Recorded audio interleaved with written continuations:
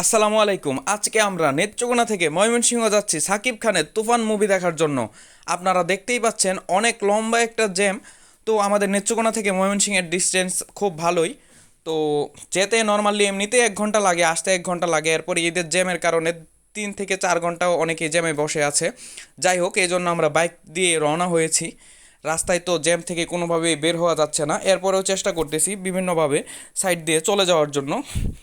আমরা রওনা করেছি 4:30টার দিকে, মুভি শুরু হবে 6:30টায়। দেখা যাক কত দ্রুত ময়মনসিংহ যাওয়া যায়। যত আগে যেতে পারবো তত আগেই শো দেখতে পারবো। আমাদের টার্গেট ছিল 6:30টার শো দেখব। এখন দেখা যাক, আল্লাহ ভরসা কি হয়। রাস্তায় অনেক জ্যাম, অনেক মানুষ ঢাকার দিকে যাচ্ছে। রাস্তা তো শেষ হচ্ছেই না। তুফান মুভিটা নিয়ে কি বলবো, আমি তো অনেক আগে থেকে মুভি দেখি, 2005 সাল থেকে সাকিব খানের মুভি দেখি। যাই হোক, রাস্তায় অনেক জ্যামের ভিডিও, ওইগুলো আর নেই। আমরা একদম অবশেষে প্রায় 6:30 বাজে তখন আমরা চলে আসছি ময়মনসিংহ ব্রিজের এখানে। শো তো অলরেডি চলতেছে, কি করব, মনটা খারাপ হয়ে গেছে লাস্টের সময়ের দিকে। এখন সময় তো একদম শেষের দিকে। এখন আমরা কি করব, আমরা ব্রিজ থেকে হাতের ডান দিক দিয়ে বের হয়ে যাব। যেহেতু 6:30টার উপরে বেজে গিয়েছে, এখন তো আর কিছু করার নেই। আমরা চিন্তা করতেছি কি করা যায়। যাই হোক, আমরা ডান দিক দিয়ে রাস্তাটা দিয়ে ঢুকলাম। এখন এদিক দিয়ে আমরা সার্কিট হাউস পার্কে চলে যাব।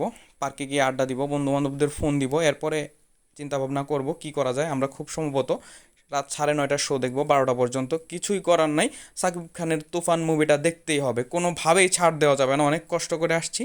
এই যে আমরা এখন 1 ঘন্টা আগেই চলে আসছি হলের এখানে। রাত 8:30টার দিকে হলে চলে আসছি। হলের সামনে ছায়াবানী সিনেমা হল, অনেক বিখ্যাত। যাই হোক, ময়মনসিংহের মধ্যে এটাই অনেক ভালো সিনেমা হল। সিনেমা শুরু হবে 9:30টায়। আমরা ওয়েট করতেছি, অনেক অনেক মানুষ ওয়েট করতেছে মুভি দেখার জন্য।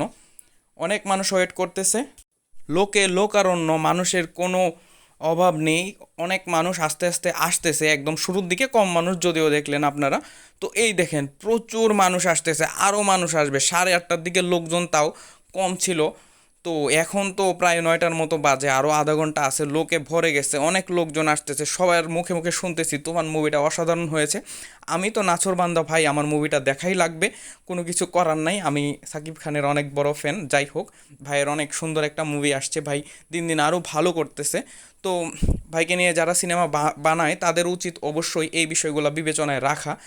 যারা সিনেমা বানায় তারা যদি কোয়ালিটি সম্পন্ন সিনেমা বানাতে পারে, তাহলেই কিন্তু একজন নায়কের আসল চরিত্র, আসল বিষয়গুলো এবং তার পারফরমেন্সটা ফুটে উঠবে। যাই হোক, হলের সামনে প্রচুর মানুষ হয়ে গিয়েছে। অনেক অনেক দর্শক, সবাই ওয়েট করতেছে। আজকে বুঝতেছি না, হাউসফুল তো হবেই, তার চেয়ে বেশি লোক হবে। লোক কিভাবে বসাবে। যাই হোক, অনেকেই ওয়েট করতেছে, আমিও ওয়েট করতেছি। কি করা যায়, বুদ্ধি করে সবার আগে সামনে চলে আসছি। এখন ওয়েট করতেছি গেট কবে খুলবে।